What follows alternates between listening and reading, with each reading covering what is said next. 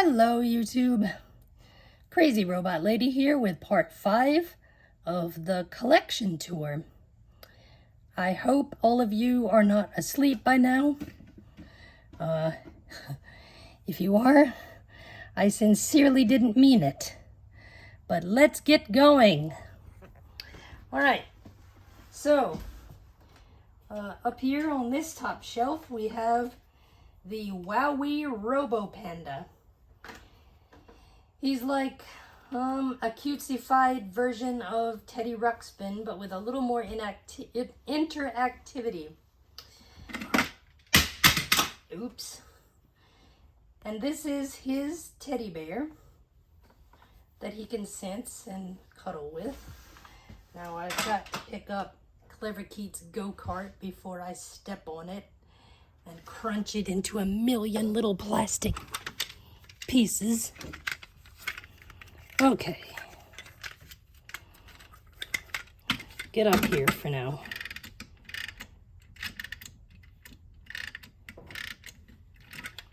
So you will be out of danger.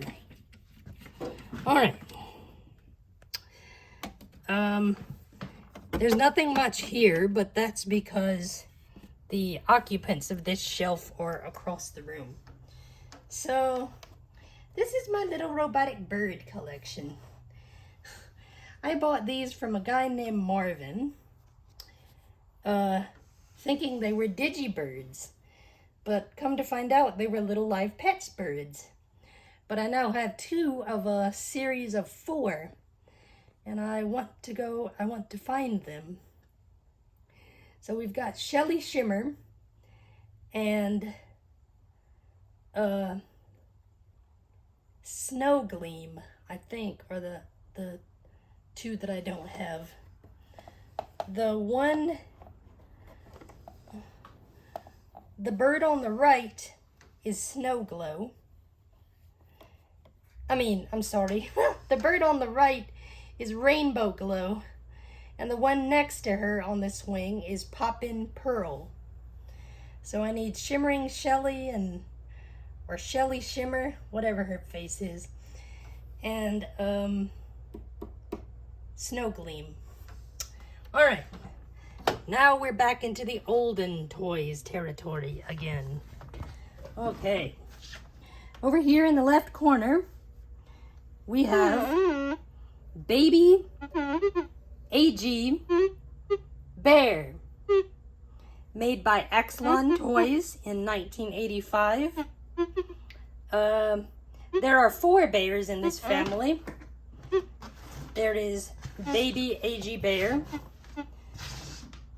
Actually 5. There's Baby AG Bear, there's Veronica, and there's full-grown AG Bear, or 12-year-old AG Bear, whatever. And he is definitely classified as a he. But this little lady is definitely called a she.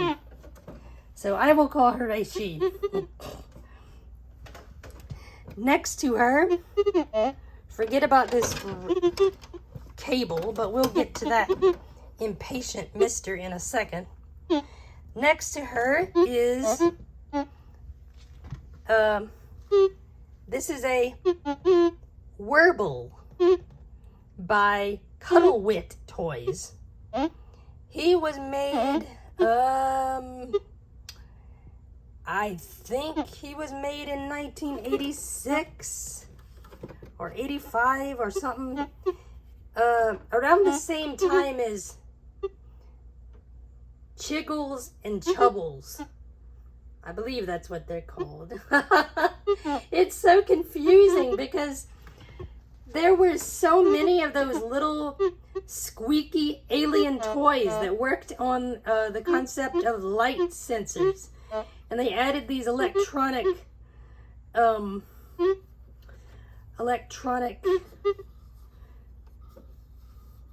heck, I don't know. These electronic program thingies that made them produce all this random noise. Okay, so now I've got to move so that you can see properly. Over here is Robert Robot by the Ideal Toy Company.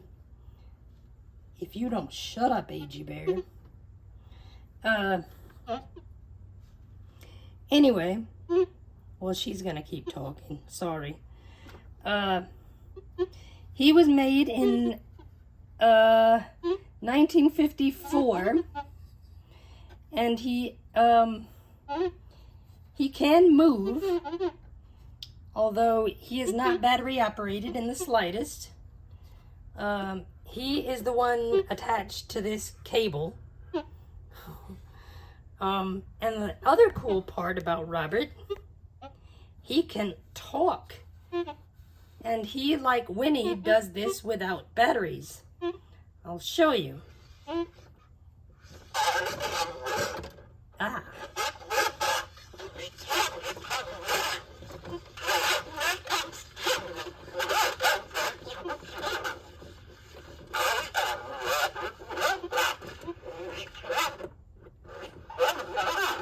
I don't do good with this hand.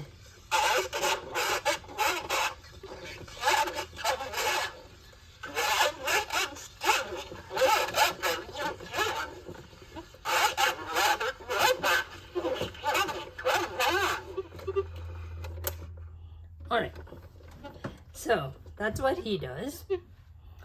And then we get to the humble Chap the Obedient Dog. This guy was made by I almost said Roscoe Toys, Lord help. This guy was made by Mark's Toys, and I'm about to have an avalanche, excuse me.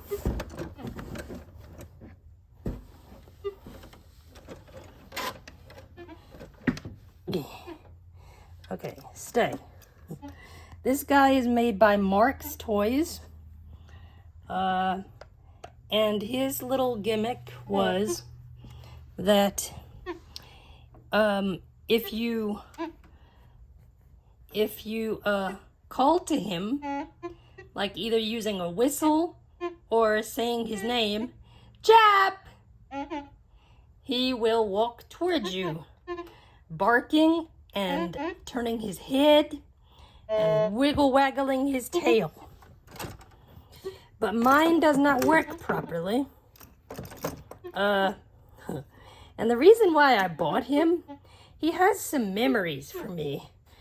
I had spent a night at my friend Jillian's house, and he was sitting on a shelf, and when I found him, at first I thought he was a taxidermied squirrel. It took me a second before I got a hold of the ears and realized, oh, that's a dog. It's just a stuffed dog. Okay. But he is nonetheless covered with mohair. That's why he felt so real.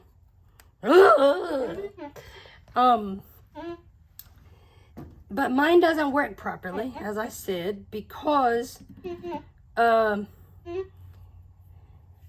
something is up with his 9-volt battery. If I clip the terminals completely on, he won't do anything. But if I clip one terminal on and put the other one to the side of the battery, he will move. I don't know if his microphone works or if he even works properly, but he will walk forward for about maybe 3 feet, and then he will just stop. So I don't know. If anybody has any ideas on what I can do or something, let me know. All right, and we are done with the main part of the collection. Now we're gonna go over here and check out a project that I am going to try to do. And there went my cow egg. I knew something disappeared. Is that the cow egg? Ugh. No, a battery. Never mind. Anyway, Oh, that was your friend. Well, get your happy butt over here. Yeah. All right. The project is this thing. And in case I've got it upside down or too close or something, this is the Teddy Ruxpin answer box. And the way it works,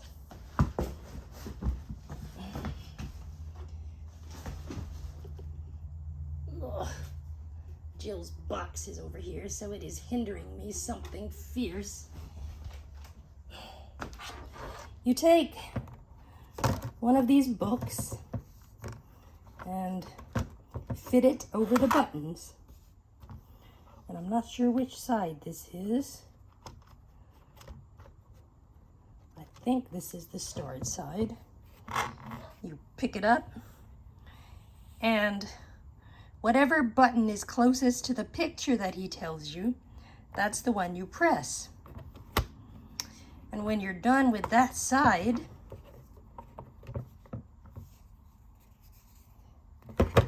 you flip it around and do it this way. Unless I have done it backwards in the first place. The first section of the book is called Start, and the other side is labeled 2. There are also tapes that go with these books. I have all 7 books and all 7 tapes.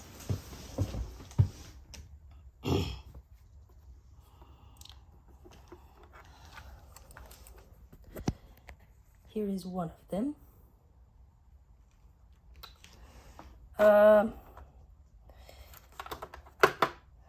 And the reason why Grubby is over here, I was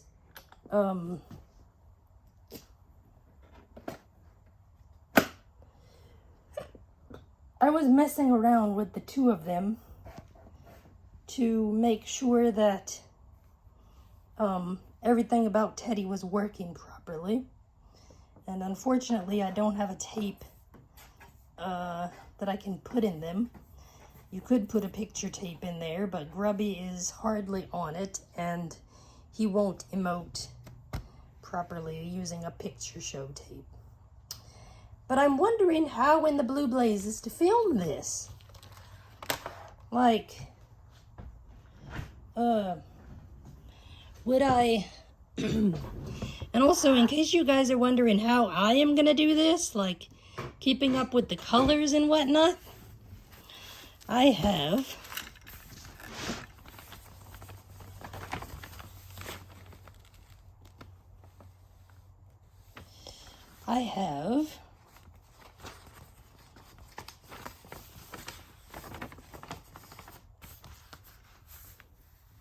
a cheat sheet.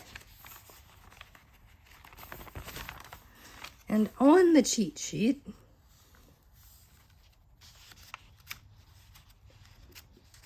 when I can get to it, ugh. There we go. On the cheat sheet, it has all kinds of numbers. And this code I alone understand. I will read you a couple lines of it and see if it makes sense to you. Okay, the first one is the title of one of the picture books, Color My World. P1.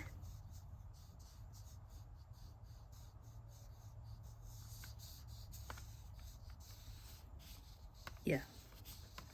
P1. 1. Y. P2. 1. R.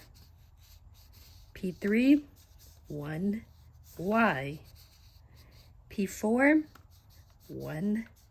B. P5. 1. G. And so on and so forth. So what they're doing is they match the colors of these 4 buttons. So somehow, I don't know how to film this. It's just too big. I don't know. Maybe, I mean, I would have to not be in it at all, or else if I'm in it, Teddy won't be in it. The answer box will be in it. Any advice? I would welcome it. I really would. Just as long as you're not unkind and say, you're blind. You don't need to film something like that, stupid. Because you can't do it. There's no way. Well, guess what? I can and I have. So now I will film it, Lord willing. All right. I am so sorry for boring you guys all day. But I hope you have enjoyed this as much as I've enjoyed presenting it. If there are any robots that you wish to see more of, if they are ones that I still own, I would be perfectly willing to do a video on it. Just tell me what you want me to show that robot doing. Anyway, guys, thank all of you for watching. As usual, like, subscribe, comment, click the notification bell so you will know whenever I put up new content. God bless, and I will see you in the next video.